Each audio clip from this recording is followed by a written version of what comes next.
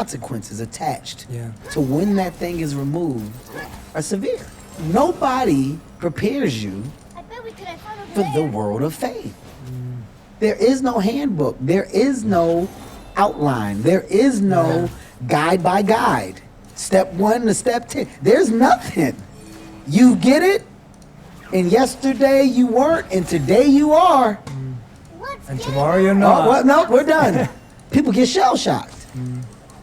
That to me has always been the point of no return. At the end of the day, this can wear off if and when, however sees or decides, and if that were to happen, well, what am I? Where am I? It's all gonna center back to: are you happy with who you are and what you did? Are you at a point where you are okay? Do you know you, and are you okay with you? If you are not, it'll break you. Your energy is incredible, and just the depth. What I love about this, and this was my vision with the show, and you're helping me achieve that, which I'm very grateful for, is I don't think, and I love that you've been doing this more and more with the Audible, with Heart to Heart, like we're getting to see your depth. We're getting to see the mind behind you. Again, as we said earlier, we like to limit people. We like to limit people into like, you just be a comedian, or you just be a race car driver, or you just be an actor. And it's like, we're starting to realize that, like you said, you're not just watching someone's life on TV. There's a human here. There's a story here, and we're getting that with you.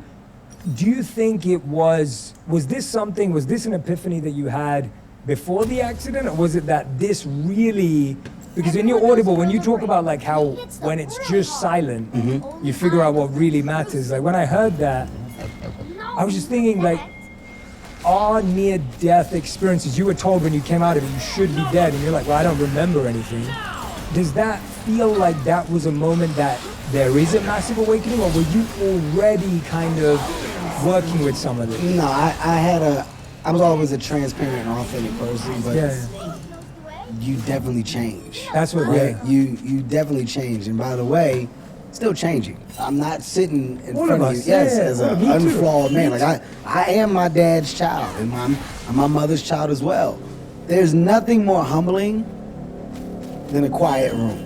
There's nothing more humbling than the realization of what is really like necessary. What you take for granted and what we don't think twice about is not until that's compromised that the true appreciation for life, I feel like, can sometimes be had. I don't want to speak for everybody, because I think there are some people that truly do get it and that truly do think whatever their space or version of a higher power is daily for life and for what they do. I believe in God, so I'm not as spiritual as some may be, but I'm very thankful for the life that God has allowed me to live and the opportunities that I've been able to embark upon. But I got a lot more appreciation after life was almost gone, right? Like, do you really appreciate your toes? Do you really appreciate your fingers? Like, do you really think about your movement, your joints, vision, smell? You really think about how fortunate and lucky you are. It's the only time where I get where I slow up, right? And when I'm slowing up, it's because the reality of that was significant. I really almost died. My kids and all that, like, what? As I'm moving so fast, I didn't even have everything dialed up for if said thing were to happen. Oh, because I'm out here, I'm just roaming. I'm out here aimlessly living, and I'm moving so fast, I've yet to grasp the true concept and reality of responsibility.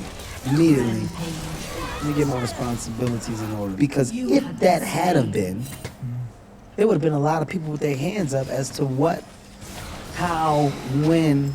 Fame is great, the lights are great. Kevin Hart, and I'm one. I was in that room with my goddamn wife, my brother, my kids. You look around, you got a lot of friends, you got a lot of people that love you, but then you start, what really matters that's when my mindset started to change. That's when you go, okay, my approach to just me and working on me, it needs to be different. I've contradicted myself a lot since, you know, I want to slow down. I'm gonna make sure I give my family more time. I have. That doesn't mean that there can't be more.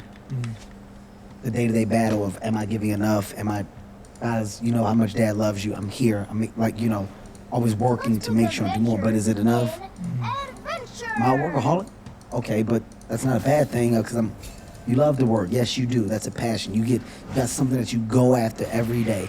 That is a driving source for me. I'm not in the business of letting that go. But, boy, you better put your hands on these people and make sure. You better make sure that you are giving the time that you said you would when you were in that time of solace. Okay, all right. I'm constantly talking to myself. I have these conversations all the time. That's the beauty of taking my little runs. The beauty of working out, being in the gym. You talk to yourself. You better talk to yourself. You better have conversations. Figure out a yin and yang of good and bad. For me, it was about personal evolvement. And still trying, man. It's the biggest battle. The biggest battle is just doing it right all the time. That's a battle. And knowing you're gonna get it right. That's a battle, man. When I go to a restaurant and they bring out a plate, the waiters say it all the time, don't touch that plate, the plate hot. You know what I do, Jay?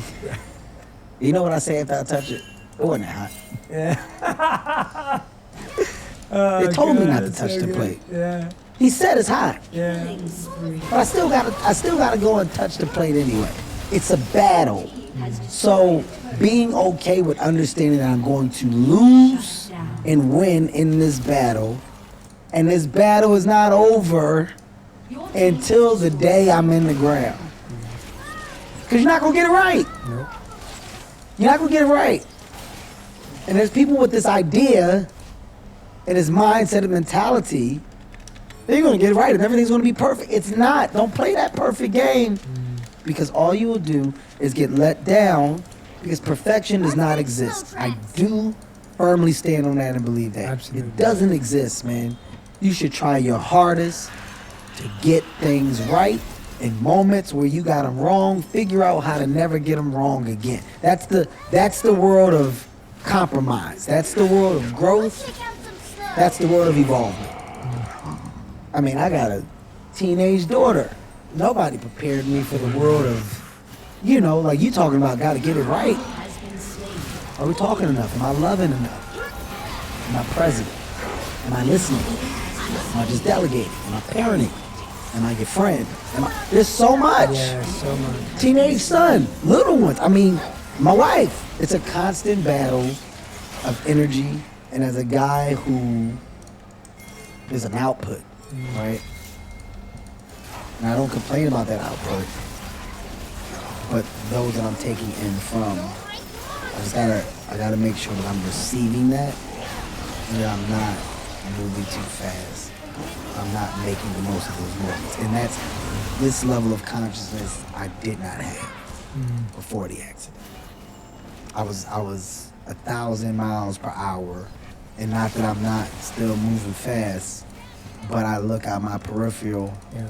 I'm looking at my rearview mirrors, slowing down, stopping, sleeping.